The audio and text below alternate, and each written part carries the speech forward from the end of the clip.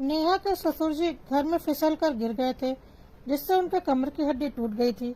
नेहा और उसका पति पंकज अपनी नौकरी के सिलसिले में दूसरे शहर में रहते थे और पंकज की ट्रांसफर वाली जॉब थी, तो हर 3 साल में उसका ट्रांसफर हो जाता था। इसलिए कहीं पर भी एक जगह टिक कर रहना संभव नहीं था। नेहा की ननंद अमृता उसी शहर में रहती थी जहाँ उसका मायका था, यानी कि नेहा का ससुराल। नेहा की सासू माँ शांति देवी ने पंकज को फोन किया और उसके पिताजी के गिरने की बात बताई। पंकज ने बोला, ठीक है माँ, मैं आता हूँ। और पंकज ने अपनी बहन अमृता को फोन किया और बोला, पापा गिर गए हैं, तुम जरा जाकर पापा को देख लो और वहीं पर रुक जाओ, तब तक मैं आने की कोशिश करता हूँ। अमृता ने बोला, अच्छा ठीक है, मैं देखती हूँ। और उसने माँ को फोन लगाया। माँ ने बोला, हाँ पापा गिर गए हैं, शायद कमर की हड्डी टूट गई है, मैं अकेले यहाँ क्या करूँ, कुछ समझ में नहीं आ रहा। पंकज आने वाला है और आने में वक्त तो लगेगा ही, काफी दूर रहता है। अमृता ने बोला, मम्मी फिर मैं भी वहाँ आकर क्या करूँगी, वैसे भी यह छोटा शहर है, यहाँ पर तो इलाज करना संभव है नहीं। अब जो हो गया वह तो हो गया, भैया के आने का इंतजार करो, मैं वहाँ आ भी जाऊंगी तो कोई खास फर्क पड़ने वाला तो है नहीं। यहाँ पर अच्छे डॉक्टर तो है नहीं, भैया को आने दो, वह पापा को लेकर चले जाएंगे, अच्छे से इलाज हो जाएगा। वैसे भी बच्चों के एग्जाम चल रहे हैं, मेरा आना संभव नहीं हो पाएगा। माँ ने भी बोला, हाँ बेटा ठीक है, तू बच्चों के एग्जाम पर ध्यान दे, हम तो वैसे भी बूढ़े हो चुके हैं, बच्चों की पढ़ाई डिस्टर्ब नहीं होनी चाहिए। अब 1-2 दिन तो इसी परेशानी में काटने ही पड़ेंगे, फिर पंकज आएगा तो वह कुछ इंतजाम कर ही लेगा। अमृता ने फोन रखने से पहले अच्छे से आग में घी भी डाल दिया, जैसे कि वह हमेशा करती थी, और बोला, सिर्फ पंकज क्यों आएगा, नेहा क्यों नहीं आएगी, उसकी जिम्मेदारी है, बहू है वह आपकी। देख लो, यही होते हैं बेटा बहू, अपनी जिम्मेदारियों से बस भागना है। और अच्छे से बेटे बहू के खिलाफ माँ के मन में जहर भर दिया, लेकिन माँ खुद ही परेशान थी, क्योंकि उनके पति को अच्छी खासी चोट लगी हुई थी, इसलिए उन्होंने ज्यादा ध्यान नहीं दिया। और अमृता को उसके पिताजी भी बहुत अच्छे से जानते थे और वह हमेशा शांति देवी को समझाते थे कि बेटे की बातों में आकर बेटे से कभी मत बिगाड़ना। पता नहीं अमृता ऐसा क्यों करती है, उसकी परवरिश में कहाँ हमसे कमी रह गई। फिर पंकज का फोन आया कि माँ मैं आ रहा हूँ, पिताजी को लेकर आ जाऊंगा, यहाँ इलाज करवा लेंगे। माँ ने बोला, हाँ बेटा तू आ जा। पंकज ने बोला, अमृता दीदी तो आ गई होगी, थोड़ी राहत तो मिल ही गई होगी। माँ ने बोला, नहीं उसके बच्चों का एग्जाम चल रहा है। पंकज ने बोला, तो बच्चे तो बड़े हैं और बच्चों के दादा दादी भी तो घर पर ही हैं और उनके पापा भी हैं, इतना तो वह कर ही सकती थी उसी शहर में रहकर, आखिर उसके भी तो पापा हैं। और बेटे ने पहले से ही बेटे बहू के खिलाफ जहर भर रखा था। ऊपर से जब बेटे ने बोल दिया कि तुम्हारी बेटी उसी शहर में होकर नहीं आ पाई, तो माँ को गुस्सा आ गया, क्योंकि कुछ भी हो माँ के लिए बेटी हमेशा अपनी ही रहती है और उसकी गलतियाँ कभी नहीं दिखती।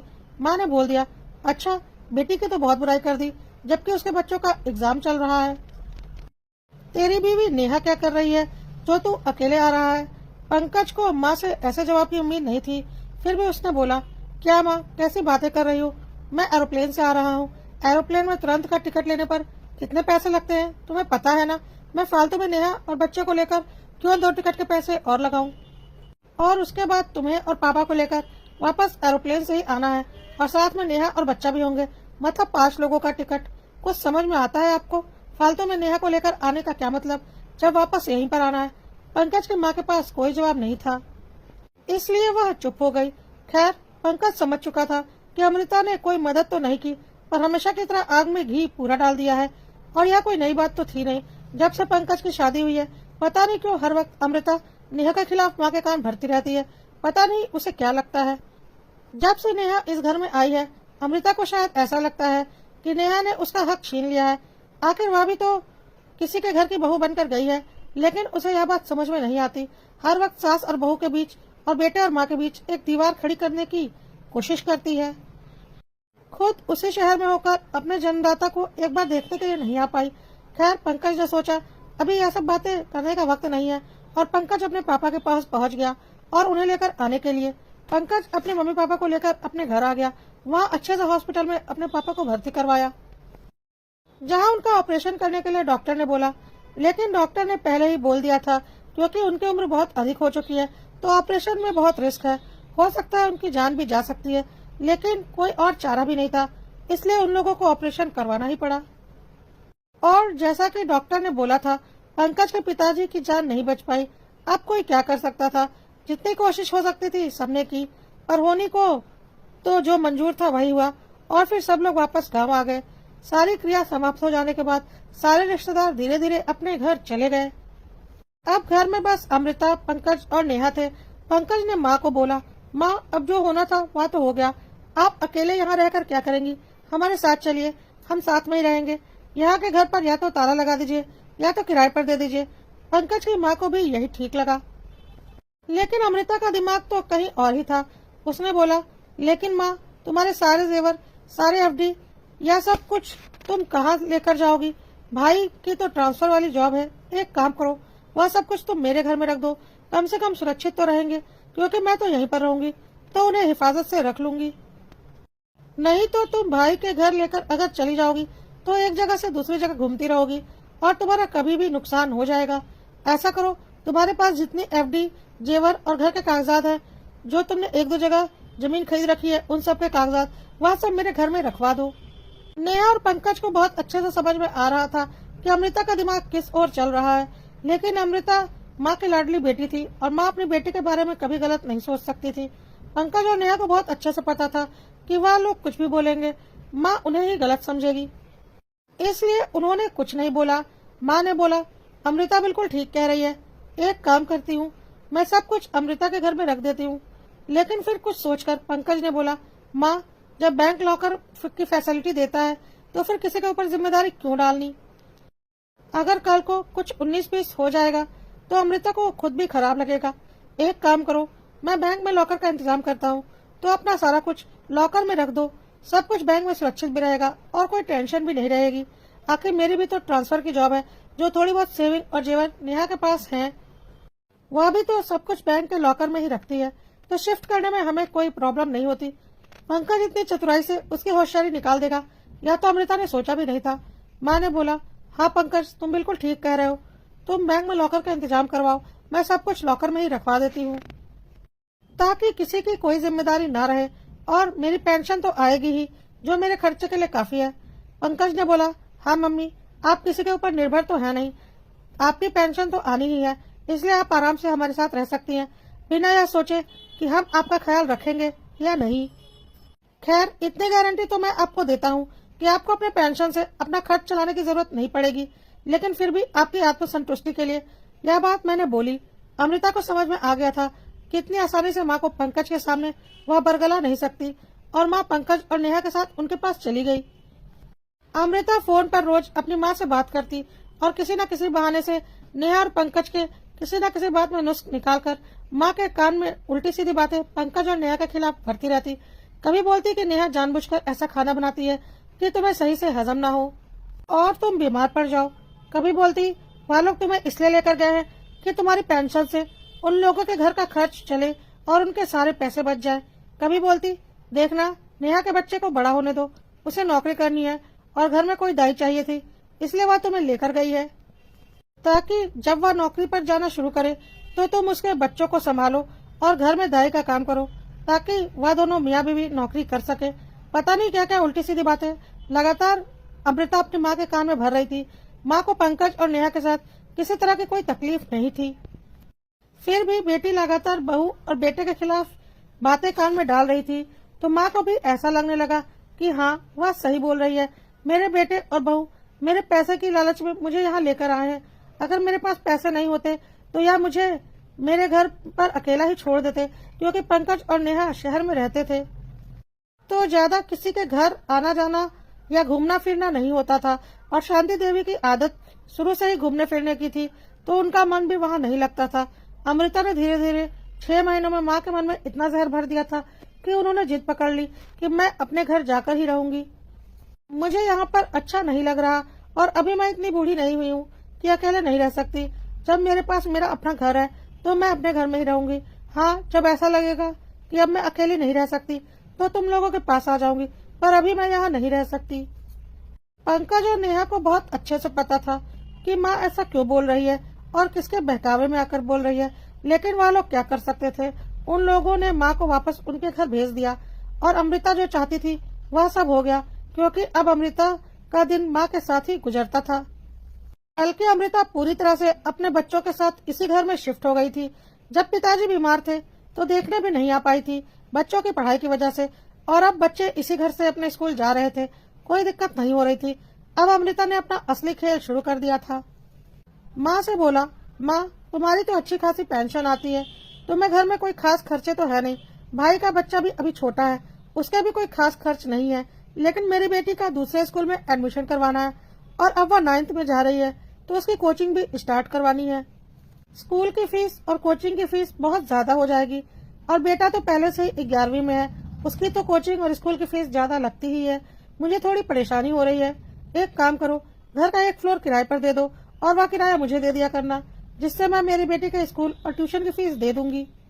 तुम्हारी तो वैसे भी पेंशन आ ही रही है, कोई दिक्कत तो होगी नहीं, और वैसे भी माँ बाप की प्रॉपर्टी में मेरा भी तो हक बनता है, मेरी बेटी की पढ़ाई अच्छे से हो जाएगी। माँ तो बेटी के प्यार में अंधी थी, यह जानते हुए कि दामाद जी का बहुत बड़ा बिजनेस है और अच्छा खासा चलता है। फिर भी माँ को बेटी की बातों में सच्चाई लगी और उन्होंने बोला, हाँ बेटा, घर का एक फ्लोर खाली ही पड़ा है, उसे किराए पर देकर अगर तेरी बेटी की पढ़ाई के लिए पैसे निकल आए तो इसमें बुराई ही क्या है। माँ ने यह सब कुछ पंकज और नेहा को बताना जरूरी भी नहीं समझा और अमृता से बोला, तू किराएदार ढूंढ, उसे किराए पर लगा देती हूँ, या मेरा घर है, मैं जो चाहे करूँ, इससे किसी को क्या दिक्कत होगी। इस तरह से घर का एक हिस्सा किराए पर दे दिया गया और किराए में मिलने वाले 12,000 रूपए अमृता रख लेती थी अपनी बच्ची के स्कूल और ट्यूशन फीस के नाम पर। एक बार पंकज और नेहा छुट्टियों में घर आए थे और जब उन्होंने किराएदार को देखा तो माँ से इस बारे में पूछा। माँ ने बोला, हाँ मैं अकेली रहती थी, घर खाली पड़ा था तो मैंने किराए पर दे दिया। पंकज ने बोला, वह तो ठीक है माँ, पर तुमने ठीक ठाक से देख समझ कर तो दिया है ना, आजकल किसी का कोई भरोसा नहीं है। माँ ने बोला, ऐसा कुछ नहीं है, अच्छे लोग हैं, जरूरत पड़ने पर थोड़ा बहुत काम भी कर देते हैं और किराया भी वक्त पर दे देते हैं। पंकज ने बोला, फिर तो ठीक है। फिर पंकज ने बोला, एक काम करो माँ, तुम्हारी तो अच्छी खासी पेंशन आती ही है, फिर किराए की रकम की हर महीने FD करवा लिया करो, कुछ सेविंग हो जाएगी। माँ ने बोला, नहीं, वह मैं अमृता को दे देती हूँ, उसकी बेटी की 9वीं क्लास की पढ़ाई शुरू हो गई है, उसे थोड़ी आर्थिक दिक्कत हो रही है, तो उन पैसों से उसकी स्कूल की और ट्यूशन की फीस निकल जाती है। वैसे भी घर का हिस्सा तो खाली ही पड़ा था, कोई मैं अलग से थोड़ी ना कुछ कर रही हूँ, और पापा की प्रॉपर्टी पर उसका भी तो हक है। पंकज ने बोला, मैं यह कब कह रहा हूँ कि उसका हक नहीं है, पर क्या सिर्फ उसी का हक है, मेरा हक नहीं? अभी कोई हिस्सा बंटवारा तो हुआ नहीं है, फिर इतना बड़ा निर्णय आपने ले लिया और मुझसे पूछे बिना। पंकज यह बोल ही रहा था कि माँ बिगड़ गई, यह मेरा घर है, मेरे पति के पैसों से बना हुआ है, इस पर तुम्हारा या किसी का कोई हक नहीं है, यह कोई पुश्तैनी जमीन जायदाद नहीं है, मेरा जिसे दिल करेगा उसे दूंगी। आइंदा से मेरे किसी फैसले में टांग घुसाने की कोशिश मत करना तुम दोनों। इतने दिनों में अमृता ने अच्छे से शांति देवी का ब्रेन वॉश किया था और शांति देवी को पंकज और नेहा दुश्मन दिखने लगे थे। अमृता ने कूट कूट कर उनके मन में यह बात भर दी थी कि हो सकता है पंकज और नेहा ने जानबूझकर पापा का इलाज किसी छोटे मोटे अस्पताल में करवाया होगा, इसीलिए पापा बच नहीं पाए। क्या पता किसी बड़े अस्पताल में इलाज करवाते, अच्छे डॉक्टर से दिखाते तो ऐसा कुछ नहीं होता, लेकिन अपने पैसे बचाने के चक्कर में पंकज और नेहा ने ऐसा किया। और शांति देवी अमृता की इस बात में आ गई थी, इसलिए वह अपने बेटे बहू से चिढ़ने भी लगी थी। पंकज ने जब शांति देवी के मुख से ऐसी बातें सुनी तो उसने सोच लिया था कि अब वह किसी मामले में कुछ नहीं बोलेगा, उन्हें जो करना है करे, वैसे भी उनके लिए उनकी बेटी ही सब कुछ है, जो कि इस शहर में रहकर भी जरूरत पड़ने पर माँ बाप के काम नहीं आ सकती थी। अभी बहुत अपनी बनी पड़ी है। पंकज और नेहा, यहाँ तक कि पंकज के पिताजी भी अमृता को बहुत अच्छे से जानते थे कि वह और उसका पति कितने शातिर किस्म के इंसान हैं और अपनी शातिरता में वह कुछ भी कर सकते हैं। लेकिन शांति देवी आज तक इस बात को समझ नहीं पाई थी। उनके लिए तो उनकी लाडली बेटी अमृता उनकी जान थी और अपने शातिर दामाद को भी वह अपना बेटा समझती थी। कभी उसकी शातिरता उन्हें दिखाई नहीं देती थी। नेहा ऐसे तो कुछ नहीं बोलती थी, पर कभी कभी शांति देवी की बातों से उसे भी बहुत जोर का गुस्सा आता था, क्योंकि जब से वह शादी होकर आई थी, बात बात में कई बार शांति देवी और अमृता ने उसे कई तरह के ताने मारे थे। खैर, अभी कुछ दिनों के लिए नेहा और पंकज घर पर ही थे। एक दिन रात में अमृता भी वहीं पर रुकी हुई थी, तो पंकज का बेटा दूध पीने के लिए रो रहा था और थोड़ा सा ही दूध बचा था, लेकिन बच्चा छोटा था, तो नेहा ने सारा दूध अपने बेटे को पीने के लिए दे दिया। इस पर अमृता ने अपनी माँ के कान भर भर कर बहुत बड़ा बवाल घर में करवाया कि मेरे बच्चे भी घर में ही थे और भाभी ने सारा दूध अपने बेटे को दे दिया। देख लो क्या क्या करती हैं भाभी।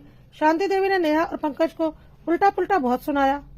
एक गिलास दूध के लिए पंकज ने बोला, माँ छोटा बच्चा है, उसे खाना नहीं खाना था और उसे नींद आ रही थी, इसलिए नेहा ने उसे दूध दे दिया। बड़े बच्चे तो खाना भी खा लेते हैं, पर यह 1.5-2 साल का बच्चा दूध पीकर ही अक्सर सो जाता है।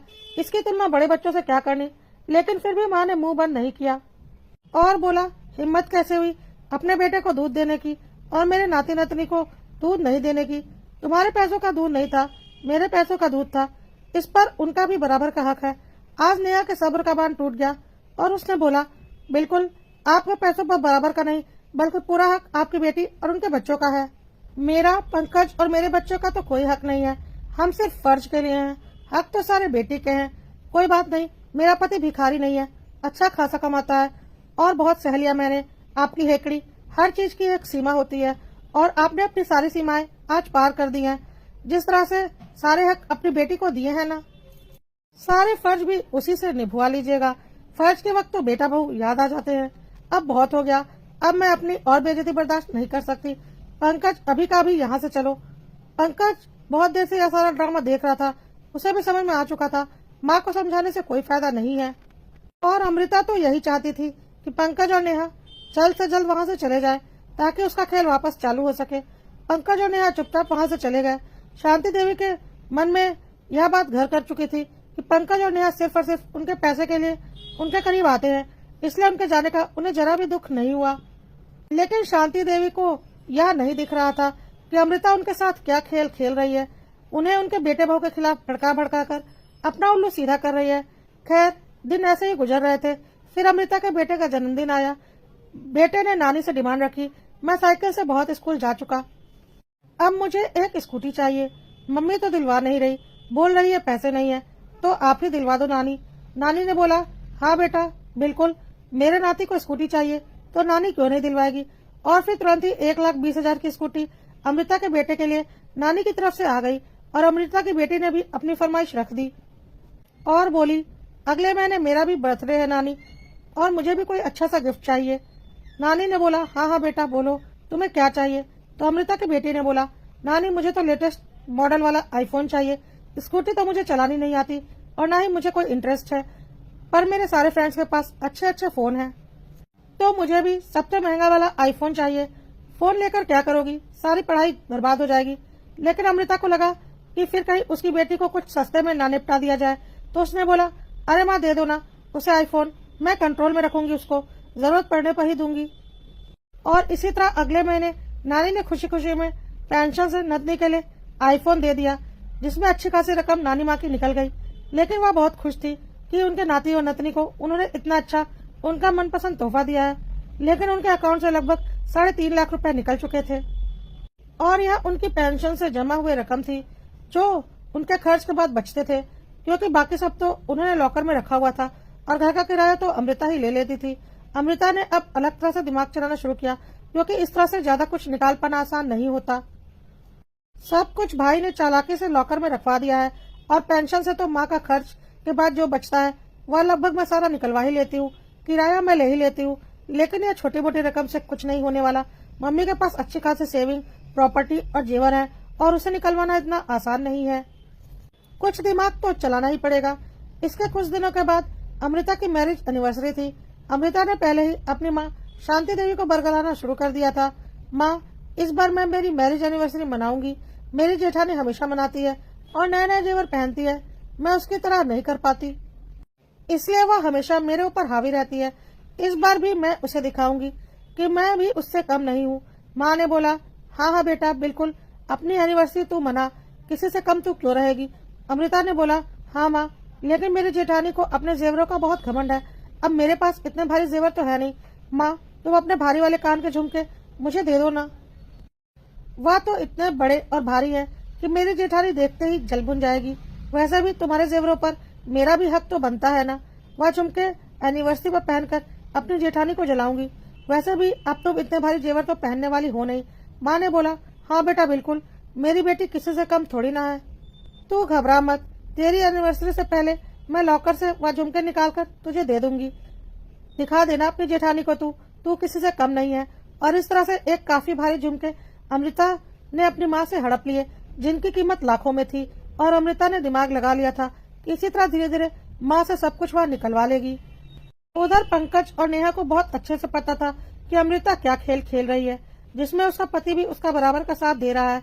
उसे परमानेंटली अपने बीवी बच्चों के साथ उसके मायके में शिफ्ट करवा दिया है ताकि अमृता का खेल आसानी से चल सके। कितना नीच हो सकता है कोई। पैसों के लालच में यह अमृता और उसके पति ने दिखा दिया था, लेकिन हर बुराई का अंत तो आता ही है। तो इस बुराई का अंत भी आने का वक्त आ चुका था।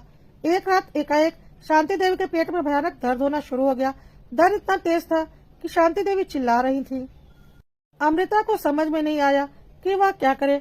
वह उन्हें पास के एक डॉक्टर के पास लेकर चली गई। शांति देवी तो खुद ही बेहाल थी, इसलिए वह कोई पैसे लेकर नहीं गई थी। अमृता को पता था पेमेंट उसी को करनी पड़ेगी, इसलिए वह उन्हें एक झोला छाप डॉक्टर के पास लेकर गई थी और उसने गैस होने की बात कहकर गैस की दवाई देकर अपनी फीस ले ली। अमृता ने भी चुपचाप माँ को लाकर घर में रख दिया और बोला, माँ घबराने की कोई बात नहीं, गैस ही तो है, थोड़े गर्म पानी की सिकाई करो, दवाई खाओ, ठीक हो जाएगी। अमृता को माँ की हालत देखकर समझ में आ गया था कि बात गैस की नहीं बल्कि कुछ गंभीर है और अभी यहाँ रहने में उसका नुकसान है। इसलिए अमृता वहाँ से निकल लेने में ही अपनी भलाई समझी और बोला, माँ मेरे ससुराल में मेरी चचेरी ननद की शादी पड़ी है, अब ससुराल का मामला है तो मुझे वहीं पर रहना पड़ेगा, सारे रस्म मुझे करने पड़ेंगे, इसलिए अभी 1 महीना तो मुझे अपने ससुराल में ही बिताना पड़ेगा। माँ ने बोला, अरे तो मुझे अकेला छोड़कर कहाँ जा रही है, तू यहीं से शादी की सारी रस्मों में चली जाना, एक तो मेरी तबीयत ठीक नहीं है, ऊपर से तू जा रही है। अमृता ने बोला, नहीं माँ मैं यहाँ कैसे रहूंगी, मुझे तो वहीं पर रहना पड़ेगा, नहीं तो लोग बहुत बातें बनाएंगे और वैसे भी यह तो बेटे बहू की जिम्मेदारी है, तुम अपनी बहू को बुला लो, उनका फर्ज बनता है तुम्हारा इलाज करवाने का। अब मैं अकेले यहाँ क्या करूँगी, मैं तो वैसे भी बेटी हूँ, बेटे का फर्ज है माँ बाप का इलाज करवाना। और शांति देवी की बात सुने बिना अमृता वहाँ से निकल गई। आज शांति देवी को बहुत जोर का तमाचा उनके गाल पर उनकी बेटी मार कर निकल चुकी थी। जिस बेटी के लिए उन्होंने हमेशा अपने बेटे बहू को कोसा था, आज उसने अपनी असलियत उन्हें दिखा दी थी, क्योंकि शांति देवी को भी महसूस हो गया था कि उन्हें कोई न कोई गंभीर बीमारी तो है और बेटी ने ऐसे वक्त पर उनसे पल्ला झाड़ लिया था। खैर शांति देवी क्या कर सकती थी। आज उन्हें रोना आ रहा था और अपने बेटे बहू की याद भी आ रही थी। अपनी बहू के बोले कड़वे वचन उन्हें बार बार याद आ रहे थे। बहू ने तो इतना सहने के बाद उन्हें पलटकर जवाब दिया था, पर उन्होंने भी कोई कसर नहीं छोड़ी थी बहू को दुखी करने में। अपनी गलती भी आज उन्हें दिखाई पड़ रही थी। आज शांति देवी सोच रही थी कि दुनिया अक्सर बेटे बहू को गलत कहती है, पर माँ बाप भी गलत होते हैं जो बहू को कभी अपना नहीं पाते और बेटे की जिंदगी में उसे स्वीकार ही नहीं कर पाते और बेटी को सदा अपना ही मानते हैं, जबकि बेटी तो शादी के बाद से ही पराई हो गई रहती है और हर हाल में वह मायके के ऊपर अपने ससुराल को ही रखेगी, वहाँ का ही पहले सोचेगी। और ऐसा होना भी चाहिए। तो फिर माँ बाप क्यों नहीं बेटी से ऊपर बहू को रख पाते और उसका सोचते हैं। ऐसा भी तो होना चाहिए। बहू तो पराई होते हुए भी शादी के बाद से अपनी हो चुकी रहती है। इस सच्चाई को कोई भी माँ बाप स्वीकार नहीं कर पाते और रिश्ते में बिखराव आ जाता है। शांति देवी अपने बेटे को फोन करना चाहती थी, पर पिछली बार जो कुछ भी हुआ था वह याद करके उनका दिल नहीं कर रहा था कि वह अपने बेटे को अपनी तकलीफ बताएं। लेकिन शातिर अमृता तो बहुत ही होशियार थी। उसे पता था माँ को इलाज की जरूरत है और अगर माँ को कुछ हो गया तो उसके हाथ से कुबेर का खजाना निकल जाएगा। और उसे यह भी पता था कि माँ ठीक हो जाएंगी तो फिर वह उन्हें जल्दी ही अपने झांसे में ले लेगी। इसलिए उसने खुद ही पंकज को फोन कर दिया था और बोला कि माँ की तबीयत ठीक नहीं है, उनके पेट में दर्द है, आकर उन्हें ले जाओ, उन्हें किसी अच्छे डॉक्टर से दिखाओ। यहाँ पर तो कोई अच्छा डॉक्टर है नहीं, इसलिए मैं दिखा नहीं पाई। तुम माँ को अपने साथ लेकर जाओ और उनका इलाज करवाओ, वैसे भी तुम्हारा फर्ज है, तुम बेटे हो। पंकज ने बोला, हाँ फर्ज तो सारे मेरे ही हैं, तुम्हारा तो सिर्फ हक है। खैर मेरी माँ है, मैं तो करूंगा ही, लेकिन हाँ इतना छोटा शहर भी नहीं है वहाँ कि वहाँ पेट दर्द का इलाज ना हो सके, और अगर कोई छोटी मोटी बीमारी हो गई है तो इसका इलाज ना हो सके। सीधे सीधे बोलो ना, तुम अपनी जिम्मेदारियों से पल्ला झाड़ रही हो। अमृता ने बोला, तुम्हें जो समझना है समझो, मुझे उससे क्या, कहकर उसने फोन रख दिया। पंकज ने माँ को फोन लगाया और बोला, माँ आपकी तबीयत ठीक नहीं है, आपने हमें बताया नहीं, मैं कल ही आ रहा हूँ, देखता हूँ क्या हो सकता है। माँ ने बोला, नहीं बेटा वैसे तो कोई खास दिक्कत नहीं है, तुम रहने दो। माँ अपने किए पर बहुत शर्मिंदा थी, इसलिए वह बेटे बहू को नहीं बुलाना चाहती थी, लेकिन वह पेट दर्द से बहुत बेचैन थी और तकलीफ में भी थी। पंकज ने बोला, माँ परेशान मत हो, मैं और नेहा जल्द से जल्द आने की कोशिश करते हैं, पिछली बार की तरह इमरजेंसी नहीं है, इसलिए हम ट्रेन से आएंगे और वहाँ पर भी अच्छे अच्छे अस्पताल है। तुम्हें वहाँ से लेकर यहाँ आने से अच्छा है कि पहले वहीं पर हम ढंग से अच्छे अस्पताल में चेकअप करवाते हैं। देखते हैं क्या बात है। पिताजी के मामले में तो उनकी हालत बहुत ज्यादा खराब थी, इसलिए मैं उन्हें लेकर यहाँ आ गया था। शांति देवी को समझ में नहीं आ रहा था कि वह क्या बोले। उन्होंने बेटी के लिए हमेशा बेटे बहू का दिल दुखाया था। उन्होंने बोला, जैसा तुम लोगों को ठीक लगे। बेटा पंकज और नेहा घर जाने का इंतजाम करने लगे और शांति देवी दुखी मन से अपने परिवार का एल्बम देखने लगी, जो कि अक्सर वह दुखी होने पर देखा करती थी, जिसमें उनकी शादी के बाद से लेकर उनके बच्चों के बड़े होने तक के एक एक पल उन्होंने संजो कर रखे थे। और जब कभी उनका मन उदास होता था, वह उसे देखकर अपने मन को बहलाती थी। अपने पुराने एल्बम के पन्नों को पलटते हुए उन्हें एल्बम में एक पत्र मिला। उन्हें लगा यह क्या है। जब उन्होंने पत्र को खोलकर देखा तो यह उनके पति द्वारा लिखा गया पत्र था।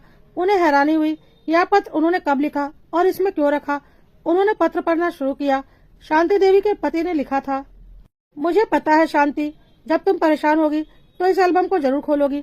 पता नहीं उस वक्त मैं रहूंगा या नहीं रहूंगा, लेकिन मुझे ऐसा लगता है कि मेरा तुम्हारा साथ अब ज्यादा दिनों का नहीं है, इसलिए मैं यह पत्र लिख रहा हूँ। मुझे पता है तुम अपनी बेटी अमृता के बहुत करीब हो, उतनी करीब तुम पंकज और नेहा के नहीं हो, क्योंकि जब से नेहा पंकज की जिंदगी में आई है, तुमने पंकज से भी एक दूरी बना ली है, क्योंकि तुम नेहा को अपने प्यारे बेटे की जिंदगी में बर्दाश्त नहीं कर पा रही हो। पर यह जीवन की सच्चाई होती है। हर लड़के की जिंदगी में उसकी पत्नी तो आती ही है। तुम भी तो आखिर मेरी जिंदगी में आई थी ना, तो क्या तुम मेरे माँ बाप का बुरा चाहती थी? नहीं ना। ऐसे ही तुम्हारे बेटे बहू भी तुम्हारा बुरा नहीं चाहते। मैं यह पत्र इसलिए लिख रहा हूँ कि जब मैं नहीं रहूंगा तो पक्का तुम्हारे बेटी दामाद तुम्हें बरगलाकर तुम्हारे बेटे बहू के खिलाफ कर देंगे, क्योंकि तुम दिमाग से नहीं दिल से सोचोगी, लेकिन मैं दिमाग से सोचता हूँ। अमृता मेरी भी बेटी है, मैं भी उसे बहुत चाहता हूँ, लेकिन मैंने बहुत अच्छे से देखा है शादी के बाद वह बहुत बदल गई है। मैंने तो देखभाल कर अच्छे घर में उसकी शादी की थी, लेकिन किसी के स्वभाव को कोई नहीं जान सकता ना। दामाद जी बहुत ही मक्कार किस्म के इंसान हैं। चालाकी और धूर्तता में उनका कोई मुकाबला नहीं है, और उन्होंने अमृता को भी अपने जैसा ही बना दिया है। अमृता हर काम अपने फायदे के लिए करती है, यह बात मैंने बहुत बार गौर की है। और मैंने यह भी गौर किया है कि अमृता तुम्हें तुम्हारे बेटे बहू के खिलाफ भड़काती रहती है, और तुम उसकी बातों में बहुत आसानी से आ जाती हो। इसलिए मैं आज यह पत्र लिख रहा हूँ। मुझे पता है तुम जरूर किसी परेशानी में होगी, तभी आज यह पत्र तुम्हारे हाथ लगा होगा। शांति, एक बात ध्यान से सुन लो। तुम्हारे बेटे बहू लाखों में एक हैं, और नसीबों से ऐसे बेटे बहू मिलते हैं। बेटी की बात में आकर कभी अपने बेटे बहू से दूरी मत बनाना। मुझे तुम्हारी चिंता है, इसलिए मैंने अपनी सारी सेविंग और सब कुछ हम दोनों के नाम पर कर रखा था, ताकि अगर हम दोनों में से किसी एक को भी कुछ हो जाए तो अगला खुद ब खुद उस सेविंग का मालिक बन जाए। और अगर मैं नहीं रहूंगा तो सारी सेविंग और प्रॉपर्टी की मालकिन तुम बन जाओगी। तो सोच समझकर उसे उपयोग में लाना, और अपनी बेटी के प्यार में पागल होकर अपने बेटे बहू से कभी उनका हक मत छीनना। ठीक है, बेटी का भी हक होता है माँ बाप की संपत्ति पर, लेकिन फर्ज तो सारे बेटे बहू निभाते हैं। तो जितना बेटी का हक होता है उतना उसे दे देना, पर उससे अधिक नहीं, क्योंकि फर्ज सारे बेटे बहू निभाएंगे। जैसे हमारी बेटी दामाद अपने घर में बेटे बहू होने का फर्ज निभाएंगे, और उन्हें अपने घर में प्रॉपर्टी मिलेगी। मेरी कोई भी प्रॉपर्टी पुश्तैनी नहीं है, मेरे खुद की कमाई हुई है, इसलिए मैं चाहता हूँ इसका बंटवारा न्याय संगत तरीके से हो। तुम खुद सोच कर देखना न्याय संगत क्या है। हमने बेटी को देने में कभी कोई कमी नहीं छोड़ी है। यह एक सच्चाई है कि हमने बहुत ही बड़े घर में उसकी शादी की है। जिस तरह से हमारे बेटे के पास हमारी कुछ संपत्ति रहेगी, उसके पास भी तो अपने सास ससुर की संपत्ति रहेगी। कोई नाइंसाफी नहीं हो रही है उसके साथ, क्योंकि तुम भी जानती हो उसकी शादी में मैंने पानी की तरह पैसा बहाया है, तब जाकर इतने बड़े घर में उसकी शादी की है। उसके बाद भी मैंने उसके नाम पर कुछ सेविंग करके रख दी थी, क्योंकि मुझे पता है उसे उसका हक चाहिए होगा, लेकिन मैं अपने बेटे का हक छीनकर बेटी को नहीं दूंगा। यह मेरा फैसला है। कुछ एफडी मैंने अपनी प्रॉपर्टी के कागजों के बीच में डालकर रखी हुई है, वह तुम उसे दे देना, और अपने जेवरों में से उसे जो देना हो दे देना। उसके अलावा मेरी संपत्ति में से उसे कुछ नहीं देना। उससे उसके सास ससुर की संपत्ति में से काफी कुछ मिलेगा। यह मेरी अर्जित की हुई संपत्ति मेरे बेटे बहू के हक की है, और उन्हें ही मिलनी चाहिए। और हाँ, वह इस बात के लिए विवाद जरूर करेगी, तो उसका जवाब तुम उसे दोगी, क्योंकि जवाब तुम्हें भी पता है। उम्मीद है तुम्हें मेरी बात समझ में आ गई होगी। शांति देवी को पत्र पढ़कर बहुत अजीब सा लगा। क्या उनके पति को पहले से पता था कि ऐसा सब कुछ होने वाला है, या वह उनकी कमजोरी को अच्छे से समझते थे? तब शांति देवी ने एक एक करके अपनी गलतियों को सोचने लगी। अगले दिन तक पंकज और निशा आ चुके थे। पंकज शांति देवी को लेकर शहर के बड़े अस्पताल में गया, उनका अच्छे से चेकअप करवाया। पता चला शांति देवी को गॉल ब्लैडर में पथरी है, जिसका तुरंत ऑपरेशन करना पड़ेगा। पंकज ने बोला, ठीक है डॉक्टर साहब, आप तुरंत ऑपरेशन कीजिए, अस्पताल में 1 लाख रुपए जमा करवाइए। पंकज ने बिना कुछ बोले तुरंत 1 लाख रुपए अस्पताल में जमा करवा दिए। शांति देवी के अकाउंट में तो कुछ खास बचा नहीं था। सब कुछ तो उन्होंने नाती और नतनी के स्कूटी और आईफोन देने में खर्च कर दिया था, और जो पेंशन आती थी उससे वह अपना खर्चा निकालकर बाकी पैसे अमृता के ऊपर लुटा ही देती थी। आज शांति देवी को लग रहा था कि जिस बेटी को आज तक उन्होंने दोनों हाथों से बस दिया है, उस बेटी ने उन्हें एक अच्छे डॉक्टर तक से नहीं दिखाया अपने पैसे बचाने के लिए, और जिस बेटे बहू को उन्होंने हमेशा कोसा, आज वही उनके साथ खड़े हैं। खैर, अगले दिन ऑपरेशन होना तय हुआ और नेहा को अस्पताल आना अलाउड नहीं था, क्योंकि नेहा का छोटा बच्चा था और छोटे बच्चे अस्पताल में अलाउड नहीं थे। शांति देवी ने अमृता को फोन किया और बोला, बेटा, नेहा अस्पताल में नहीं रुक पाएगी, उसका छोटा बच्चा है, बच्चे को घर पर अकेला भी नहीं छोड़ा जा सकता, तो तू आ जा, एक दिन अस्पताल में रुक जाना, बस एक दिन की ही बात है।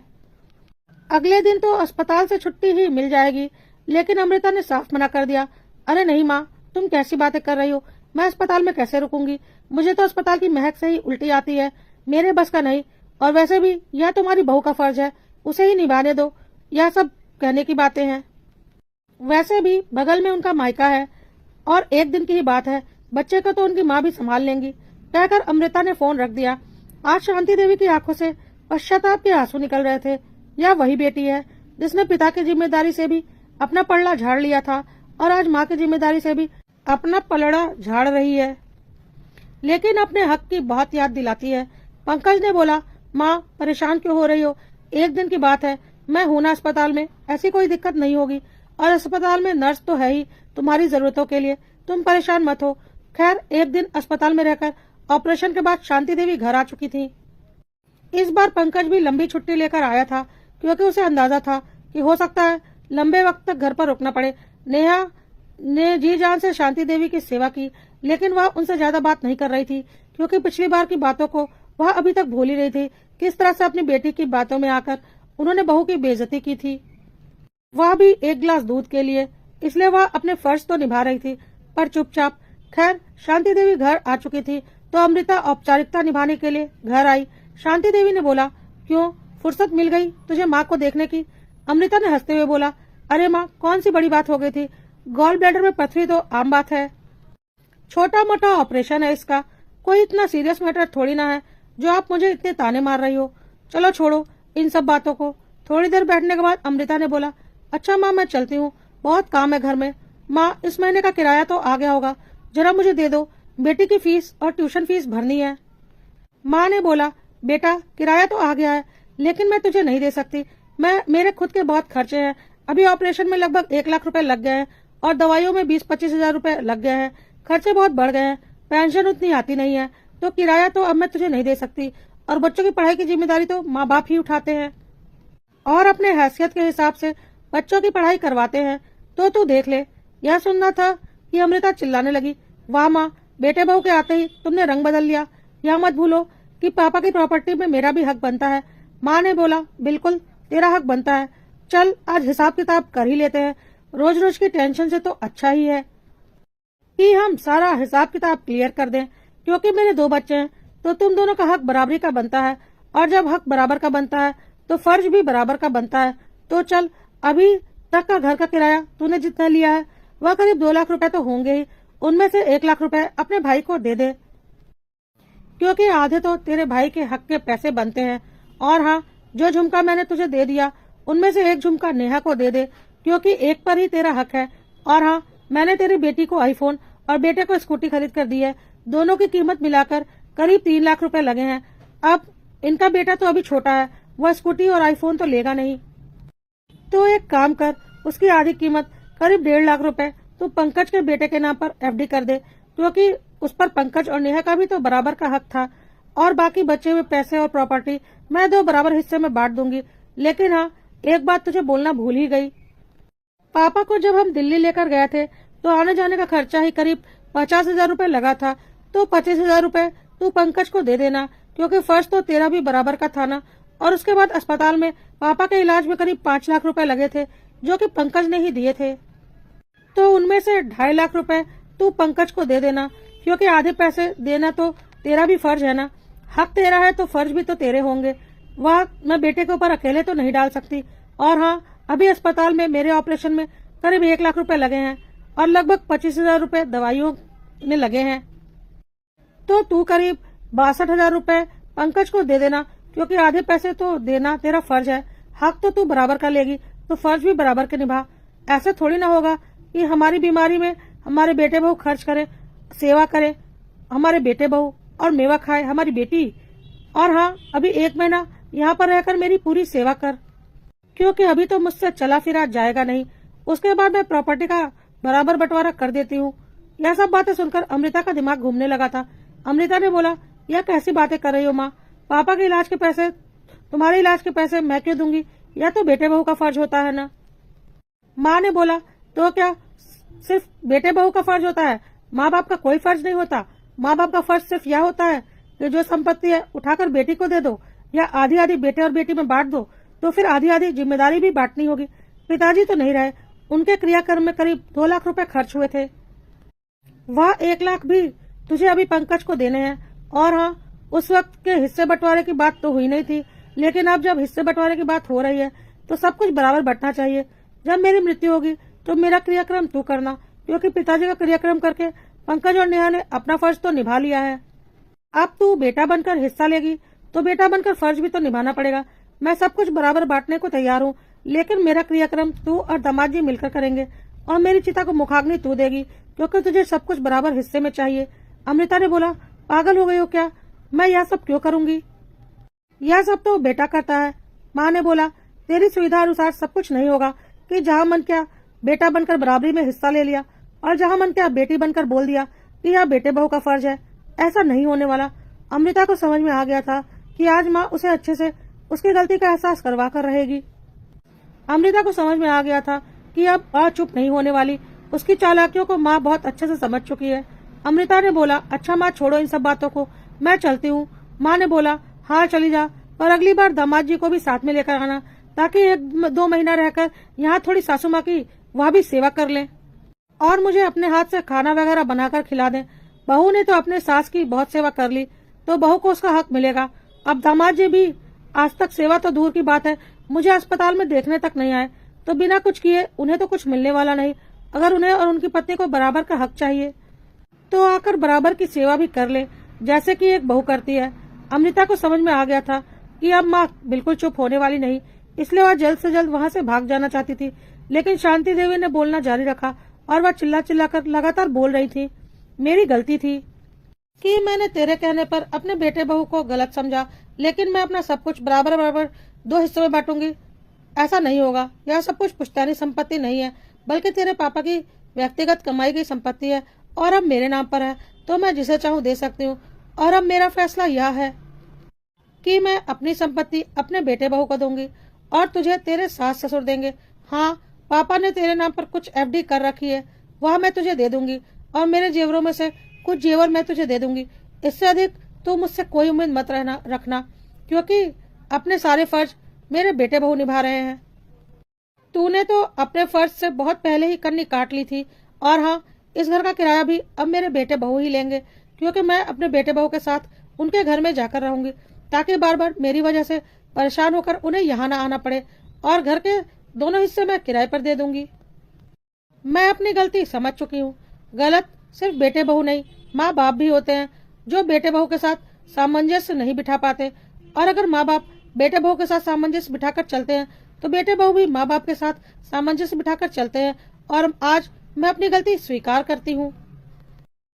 नेहा खड़ी होकर यह सब बातें सुन रही थी, और उसने बोला, मम्मी जी, आज आपकी बातें सुनकर मेरे लिए आपके मन में जो भी गिला शिकवा था सब दूर हो गया। अब आप हमारे साथ चलिए और पूरे हक से अपने बेटे बहू के साथ रहिए। आपका हक है हमारे साथ रहने का, और हम अगर कोई गलती करें तो बोलने का। लेकिन हाँ, प्लीज दूसरों की बातों में आकर अपने बेटे को गलत मत समझिएगा, बहुत दुख होता है। शांति देवी ने बोला, हाँ बेटा, मुझे समझ में आ गया है। अमृता के पास अब तर्क वितर्क करने के लिए कुछ भी नहीं बचा था। वह बोली, ठीक है माँ, मैं चलती हूँ, वैसे भी मेरा यहाँ क्या काम। कहकर अमृता वहां से निकल गई।